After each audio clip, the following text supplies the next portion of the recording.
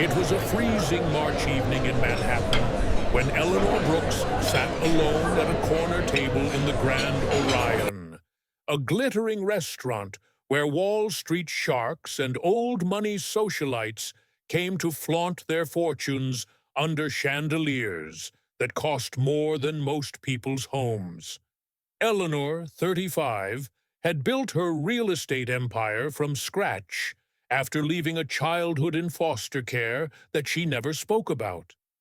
Tonight, though, the taste of her seared salmon felt dull on her tongue, no matter how much the waiter tried to impress her with wine pairings and perfect service. Outside, Maya, a small 10-year-old girl with tangled dark hair and a faded pink hoodie, pressed her face against the window. Her breath left a ghostly patch on the glass as she stared at the half-eaten plates. Maya hadn't eaten since Monday. She'd spent the last few nights moving between the subway and a cardboard shelter behind a deli near 42nd Street. When the doorman caught sight of her, he moved fast, ready to chase her off like he'd done a dozen times. But this time, Maya surprised even herself. She ducked under his arm, her small feet carrying her past rows of velvet chairs and startled guests. She stopped right at Eleanor's table. "Excuse me, ma'am," Maya whispered, her voice shaking as badly as her hands. Could I maybe have what you don't finish?" Eleanor looked up from her untouched salmon, her cold green eyes meeting Maya's wide brown ones. For a moment, she almost told the girl to leave, like she would have any other day.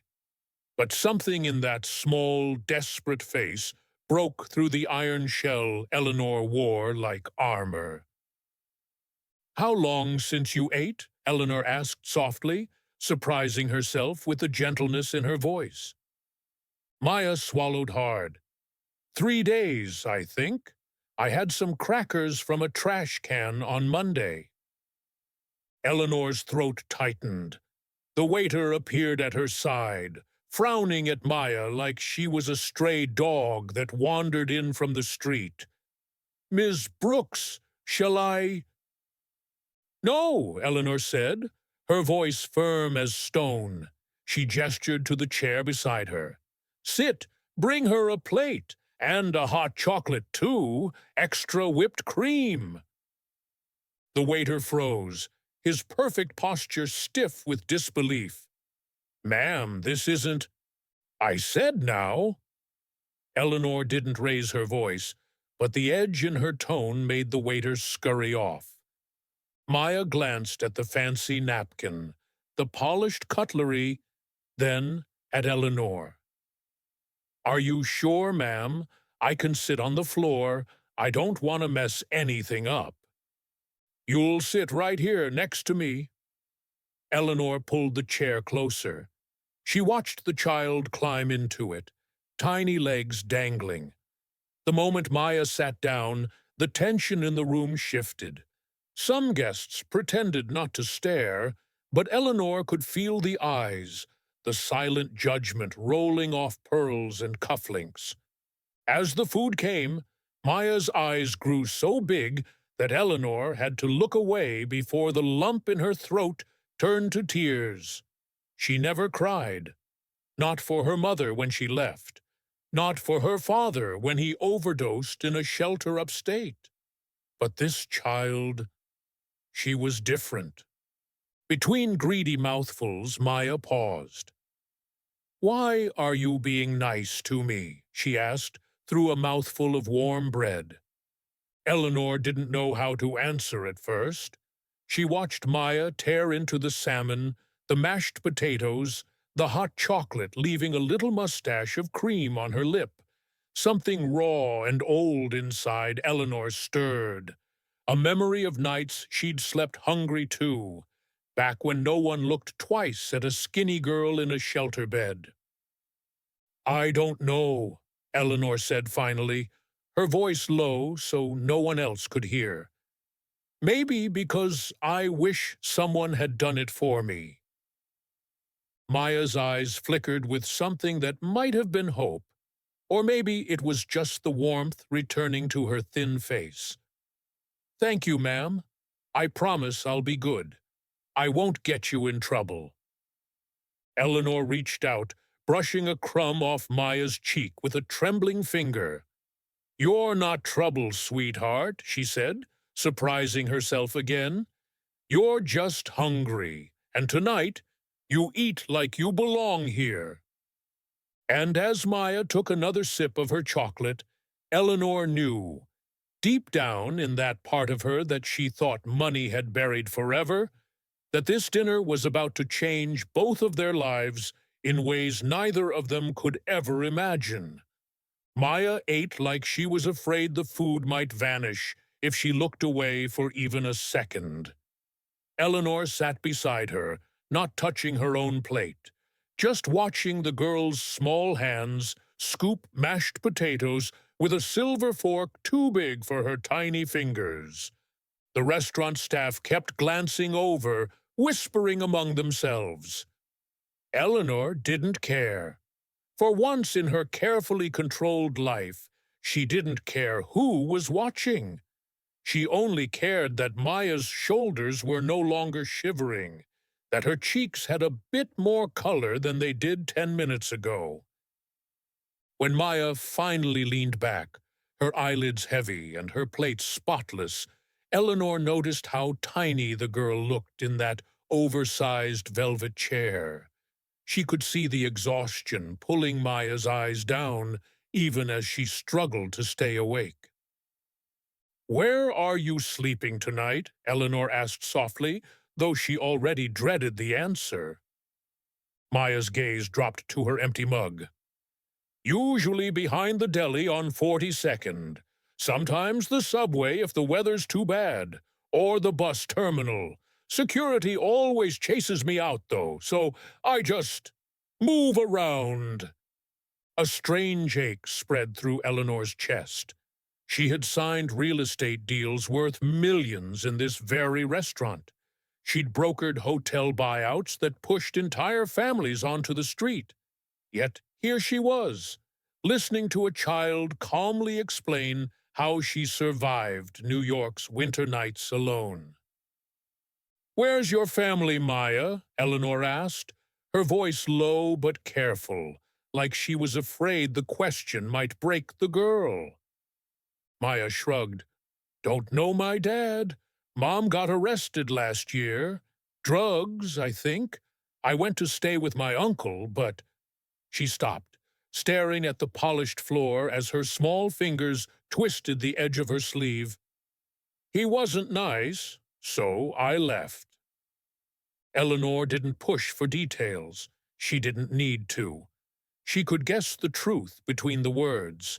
The air between them felt heavy now, thick with things neither of them had asked for in life, but carried anyway. "Do you have any friends?" Eleanor asked, her throat tight. Maya gave her a ghost of a smile. "Sometimes I meet people at the shelters, but they don't stay long, or they don't want to share food, so mostly I'm by myself." The waiter brought the check, setting it on the table with more force than necessary. Eleanor ignored him. She reached into her purse for her card, then paused. Her eyes drifted to Maya again, this fragile life that would disappear back into the frozen city the moment they stepped outside if she did nothing. "Do you trust me, Maya?" Eleanor asked, surprising even herself with the question. Maya looked up startled. "I don't know. I think I do. Nobody's ever asked me that before." Eleanor felt something old and stubborn crack inside her. She pushed her untouched plate away and stood up, reaching out her hand. "Come with me, just for tonight. I have a warm place, a bed, hot water. You can sleep safely." Maya's eyes darted around the restaurant, then back to Eleanor's outstretched hand. What if you change your mind? What if you don't want me later? Eleanor's heart squeezed so tight she almost couldn't breathe. She crouched down so they were eye level. I'm not going to change my mind tonight. That's a promise. And if you want to leave tomorrow, I'll help you find a safe place. But tonight, you don't sleep on the street. Not while I'm alive. Slowly, Maya reached out, her small hand sliding into Eleanor's palm. Her fingers were cold and bony, but they held on tight, like she was clinging to the last bit of trust she had left in the world.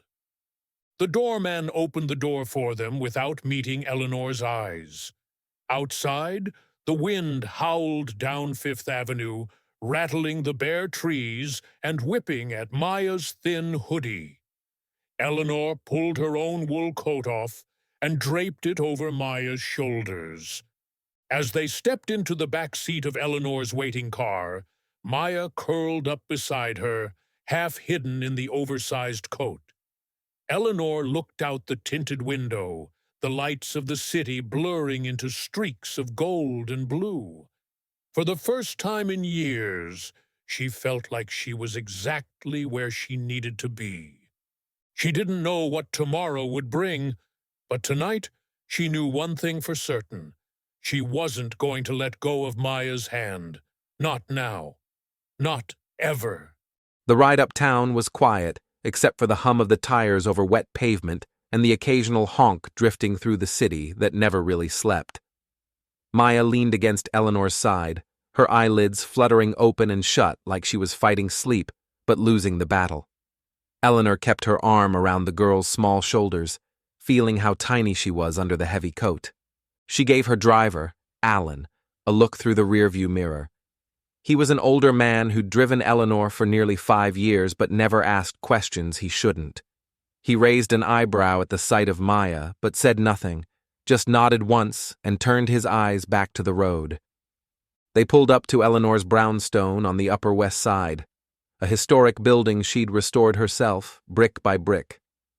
She'd always told herself it was for the charm and resale value, but tonight she realized how lonely it had always felt, echoing with silence no matter how many parties she threw or how many deals she signed over glasses of wine. Alan opened the car door. Eleanor stepped out first, then turned to help Maya. The girl hesitated on the sidewalk, glancing at the tall steps leading up to the grand front door. "It's okay," Eleanor whispered, offering her hand again. "You're safe here." Maya squeezed her fingers and nodded. Together they climbed the steps, the cold wind pushing at their backs. Eleanor unlocked the door and pushed it open, letting warm air and the soft scent of cedar and expensive candles drift out. Inside, Maya's eyes widened. She looked at the gleaming wood floors, the polished staircase winding up to the second floor, the big windows covered in velvet drapes. She turned in a slow circle like she was afraid she might break something just by breathing. "It's so big," Maya whispered. "It's just a house," Eleanor said, hanging up her coat. She knelt down to help Maya slip off the oversized wool coat. "Come on, let's get you cleaned up." She led Maya down the hallway to a guest bathroom bigger than some studio apartments in the city. She turned on the shower, adjusting the water until steam curled through the marble tiles. She found a soft towel and a drawer full of soaps she'd bought on trips to Europe but rarely used herself. "Take your time," Eleanor said. "There's shampoo, soap, use whatever you like. I'll find you something warm to wear."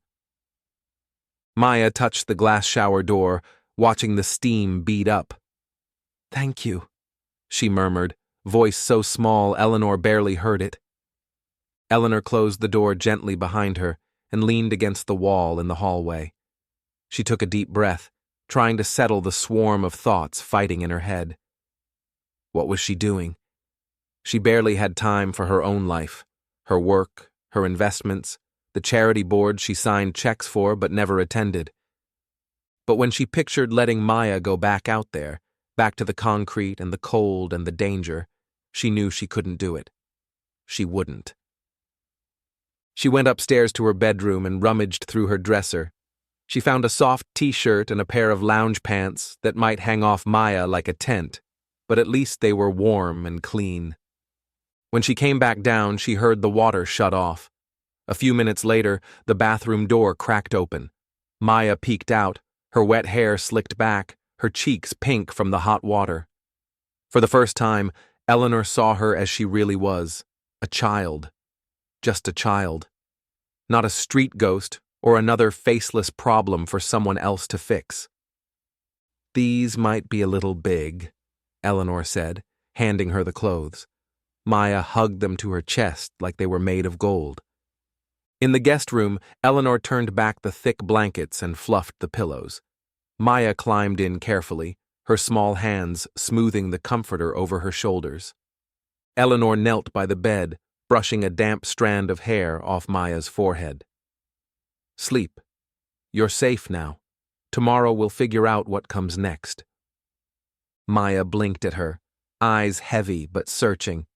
"Are you going to lock the door?" she asked softly. "My uncle used to lock me in sometimes." Eleanor felt her stomach twist at that. She shook her head, forcing a small smile. "No locked doors here. You can come find me if you need anything. I'll be right down the hall." Maya's eyes fluttered shut, her breathing steady and deep before Eleanor even made it to the doorway. For a long moment, Eleanor just stood there, watching the rise and fall of the blankets. She'd thought she was rescuing this girl tonight, but deep down, she wondered if maybe, just maybe, Maya was rescuing her too. She turned off the light and closed the door halfway, leaving just enough space for the warm hallway glow to slip through, and for the first time in years, Eleanor felt like the house wasn't so empty after all. Eleanor hardly slept that night. She lay in her big king-sized bed, the city lights painting shifting patterns across the ceiling through the tall windows. She kept listening for any sound from down the hall, a creak on the floorboards, a soft cry, even a whisper. But the house was quiet, softer somehow than it had ever felt before.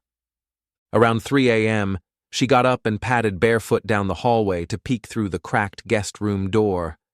Maya was still there, curled up like a kitten, the blankets pulled to her chin, breathing slow and steady.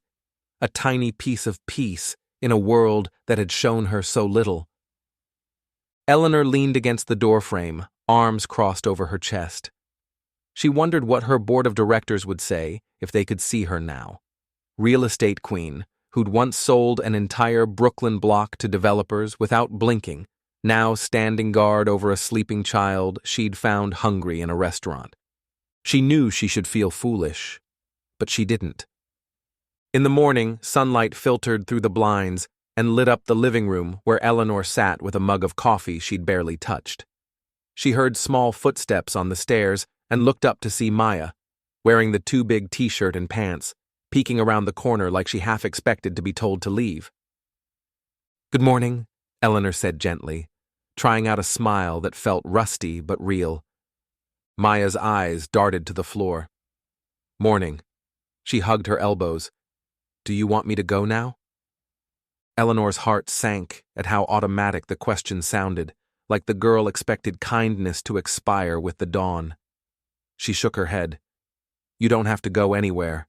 Are you hungry?" Maya's eyes flickered with something shy and hopeful. She nodded. Eleanor got up, motioning her to follow into the kitchen, an immaculate space she'd rarely used for anything but takeout containers and the occasional glass of wine after a long day of meetings. She found eggs and bread and butter. She wasn't much of a cook, but she could manage scrambled eggs and toast. Maya sat on a stool at the marble island, watching every move like it was a show she'd never seen before. "Do you like your eggs runny or firm?" Eleanor asked. Maya looked puzzled. "I don't know. I never got to choose before." Eleanor paused, the spatula halfway to the pan, her throat tight again. "Well, let's find out what you like then."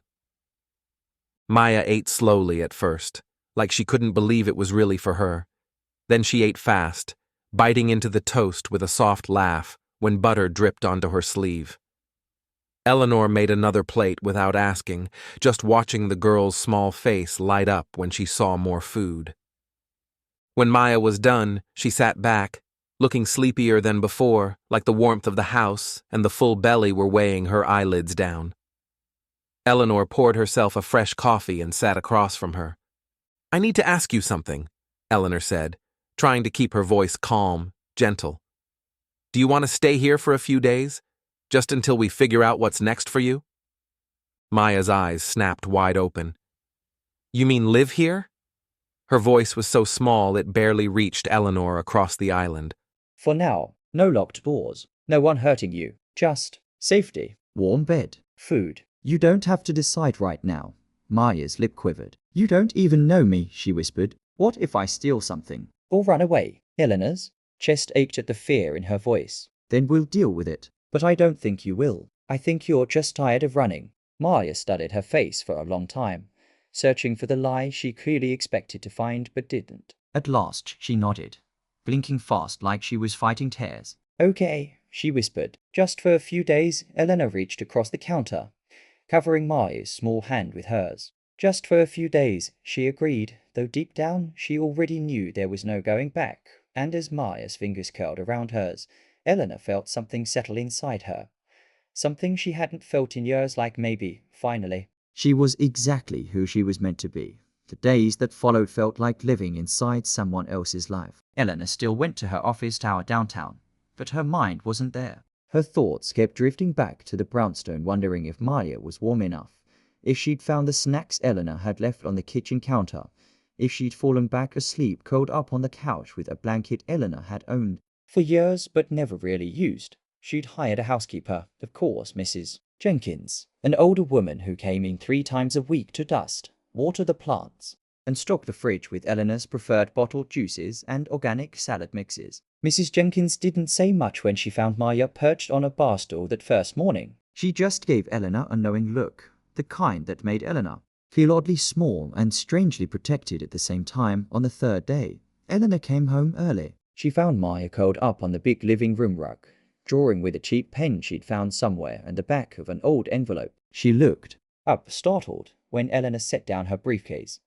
"Hey," Eleanor said softly. "What you drawing?" Maya pressed her palm over it shyly. "Nothing. Can I see?" Eleanor asked. Maya hesitated, then turned the envelope around. It was a rough sketch of a house, big windows, a slanted roof, smoke curling from a chimney, stick figures in front holding hands. Eleanor's throat tightened so hard she couldn't speak for a second. "That's beautiful," she managed at last. "Who are they?" Maya shrugged. "Just people." Her eyes flicked away. I am Moem. "A kid? I dunno." Eleanor sank to the floor beside her, knees cracking in her tailored pants. She'd sat in boardrooms with all tycoons and foreign ministers without blinking. But sitting cross-legged on her living room carpet beside a homeless child felt like the bravest thing she'd ever done.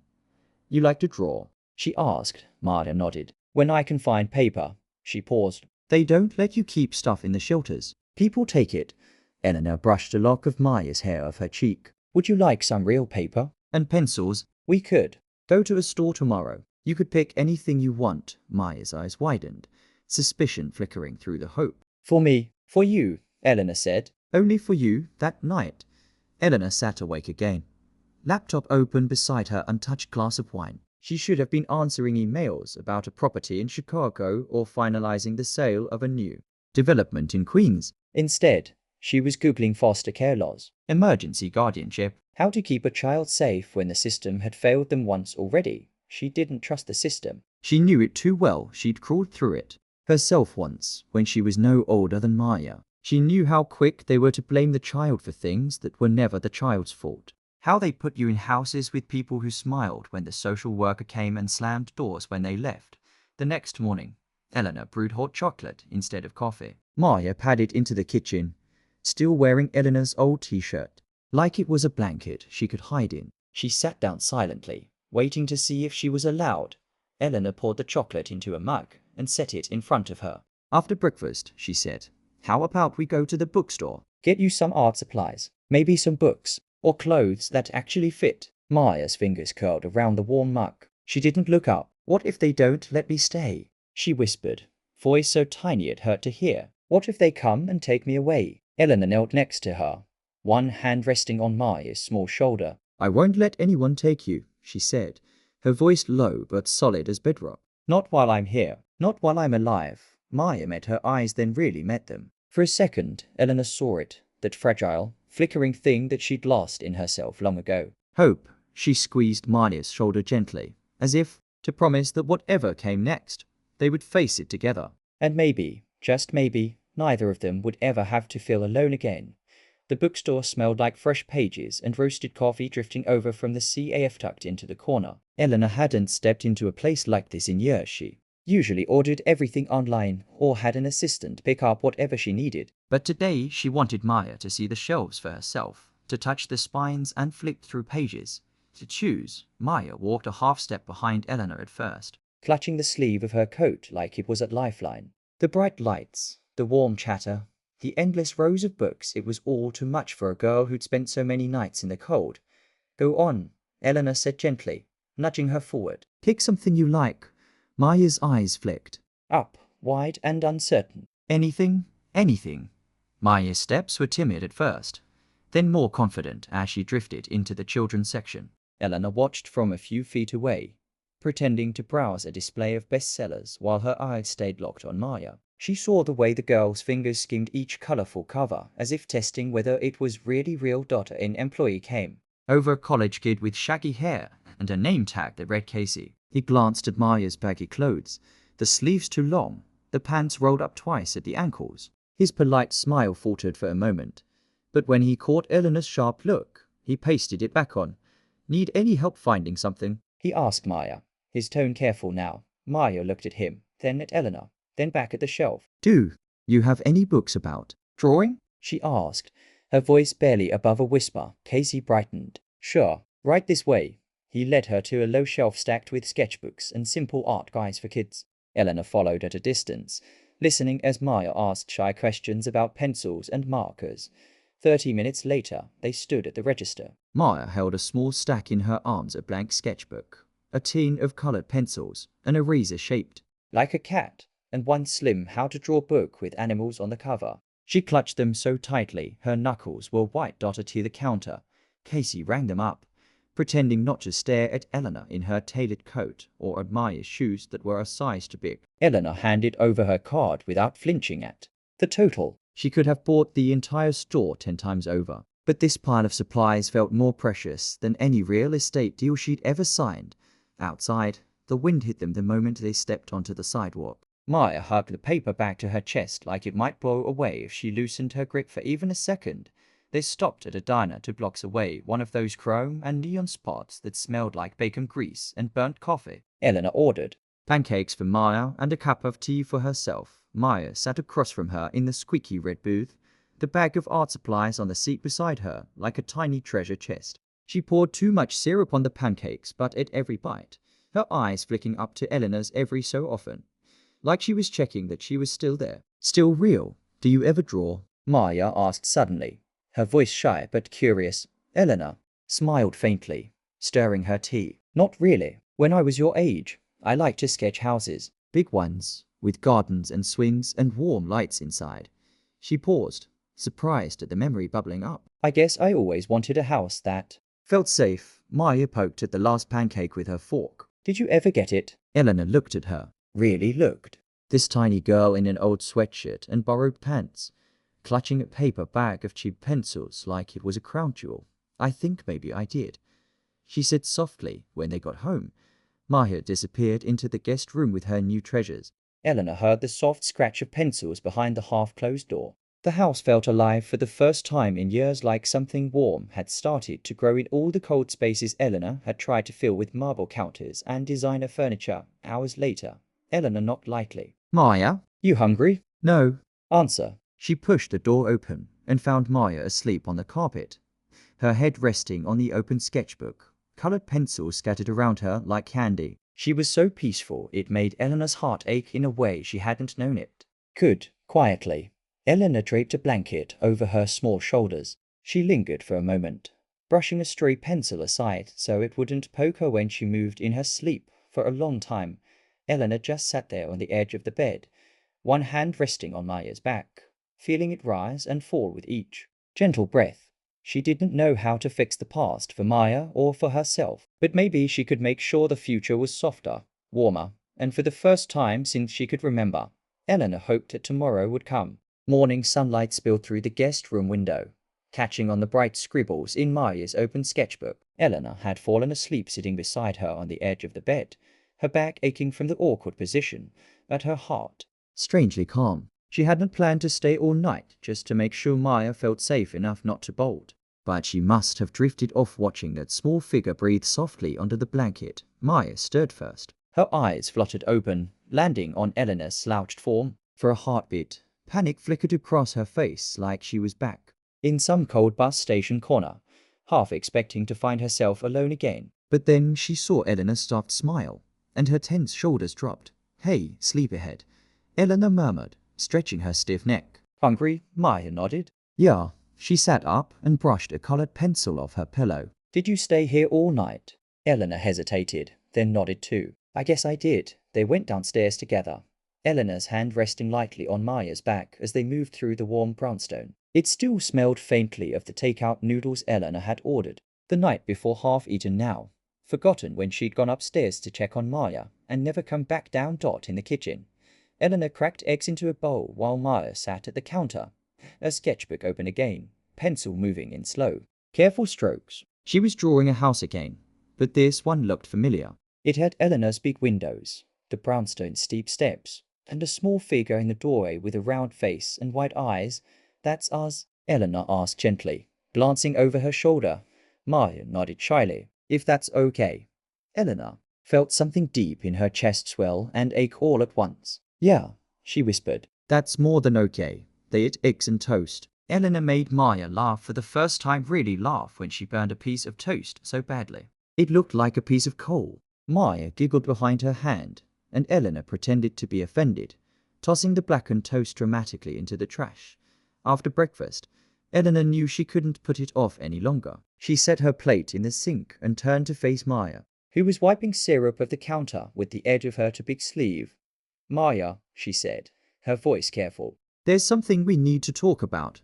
Maya froze, the rack clutched in her tiny fist. She didn't look up. "You're sending me back, aren't you?" she whispered. Eleanor's heart cracked at the quiet resignation in her voice, like she'd expected it all along. She moved closer, crouched down so she could look Maya in the eyes. "No, I'm not sending you anywhere, but we have to tell someone you're here. A social worker, maybe the police, so they know you're safe. Otherwise, they'll just keep looking for you, and people like your uncle, they might say you have to go back there." Maya's lip trembled. "I don't want to go back. I'll run again. I promise I will." Eleanor reached out, gently brushing a tear from her cheek with her thumb. "You're not going back there, I swear to you, Maya." "But I can't do this alone. If I want to keep you safe, I have to do it the right way. I want to try to be your guardian. Maybe even more, if that's what you want to. But we have to do it right." Maya's eyes widened. You'd be my MOM?" Her voice cracked on the word MOM, like it hurt to say it out loud. Eleanor's throat went tight. She didn't trust her voice, so she nodded. "If you want me to be," she whispered. Maya launched herself into Eleanor's arms so fast, he nearly knocked them both off balance. She buried her face in Eleanor's shoulder, clinging so hard Eleanor had to fight to stay upright on the kitchen floor. "I want you," Maya said into her neck, her words muffled by tears. "I want you so bad." Eleanor wrapped her arms around her, pressing her cheek to Maya's tangled hair. "Then we'll figure it out together for the rest of the day." They didn't leave the brownstone. Eleanor ordered pizza, real pizza, greasy and cheesy, the kind she never let herself eat during her long days of business lunches and polite cocktail parties. Maya ate 3 slices, curled up on the couch beside Eleanor, who pretended to watch a movie but mostly watched Maya instead. Late that night, after she'd fallen asleep on the couch with her head in Eleanor's lap, Eleanor pulled out her phone and drafted an email to her lawyer. The wording was careful, but the truth was simple. "I want to keep her safe. I want her to stay. Tell me how to do this." She hit send. Then she sat there in the quiet dark, one hand resting on Maya's small shoulder, feeling it rise and fall as she slept. For the first time in her life, Eleanor Brooks didn't care if the world thought she was making a mistake. She knew this was the only thing that had ever felt exactly right. Spring in New York came slowly that year, pushing winter's chill out of the brownstone one sunbeam at a time. By the time the daffodils bloomed along the stoop and the street trees turned green again, Eleanor had met with more social workers and lawyers than she'd ever thought possible. She'd sat through questions, background checks, long conversations that dredged up pieces of her past she'd locked away for decades. But she'd done it all for Maya. It wasn't easy. Nothing about it was. There were nights when Eleanor lay awake, wondering if some stranger from child services might appear at her door and decide she wasn't good enough to cold, too rich, too work-obsessed to raise a child. There were nights when Maya woke up crying, her dreams dragging her back to that dark corner behind the deli, her uncle's angry voice echoing in her head. On those nights, Eleanor would sit on the edge of Maya's bed and hold her until she stopped shaking, whispering over and over, "You're safe. I'm here. I'm not going anywhere." And slowly, Maya began to believe her. 6 months after that cold March night at the Grand Orion, Eleanor and Maya sat side by side in a quiet family courtroom in Lower Manhattan. Maya wore a soft yellow dress Eleanor had picked out herself, nothing fancy, but warm and bright, like the promise of a new beginning. When the judge asked Maya if she wanted to stay with Eleanor, Maya's voice rang out clear in the hushed room. "Yes, please. She's my MOM." Eleanor didn't remember signing the final papers. All she remembered was the way Maya launched herself into her arms the second the judge declared it official, her small voice whispering MOM again and again into Eleanor's shoulder like a secret too precious for anyone else to hear. They walked out of the courthouse hand in hand, past reporters who wanted a quote about the billionaire real estate queen adopting a homeless child. Eleanor ignored them all. She didn't owe them this story. It belonged to her and Maya alone. At home, they celebrated the only way Maya wanted. Pancakes for dinner, extra syrup, and an art show right there in the living room. Maya lined up every drawing she'd made since she first stepped through Eleanor's doorhouses, with warm lights in every window, gardens with swing sets, stick figure MOMs holding little girls' hands under bright yellow suns. When they ran out of fridge space to stick the drawings, Eleanor ordered 3 big corkboards online and hung them in the hallway. "A proper gallery," she told Maya, "for our real artist daughter." As summer crept closer, Maya's old ghosts faded bit by bit. She started school again, a small private program Eleanor chose carefully. Not the fanciest in Manhattan, but the one where the teachers looked at Maya and saw a bright girl with questions, not just a kid with a past. One afternoon, months after the adoption, Eleanor found Maya in the garden out back, sitting under the budding branches of the old cherry tree. She was drawing again, this time a big, colorful sketch of the brownstone, the two of them on the stoop surrounded by yellow flowers. When she noticed Eleanor watching, Maya grinned and held up the picture. "Look, it's us." Eleanor stepped closer and sat beside her in the grass. She brushed a smudge of green off Maya's cheek. "It's perfect," she said. Maya tilted her head. "Are you happy, MOM?" she asked. It was the same question Eleanor had once asked herself 1,000 different ways at board meetings, at charity galas, at empty dinner tables in her big, echoing house. This time, she didn't have to think about the answer. She pulled Maya into her side and kissed the top of her head. "I'm the happiest I've ever been," Eleanor whispered, and for once, she wasn't chasing the next deal, or the next bigger house, or the next way to prove she'd survived her own broken childhood. She had everything she needed right here in her arms. A family made not by blood, but by choice, by trust, by a single moment of courage on a cold night when one little girl asked for leftovers and ended up with so much more. As the late afternoon sun turned the garden golden, Eleanor closed her eyes, listening to Maya's soft laughter drift on the warm breeze. For the first time, she knew that this house was finally what she'd always dreamed of, a safe place, a home, a real, living promise that sometimes the right person at the right moment could change everything, and that family, no matter how it's made, is the only thing that makes us truly rich. The end.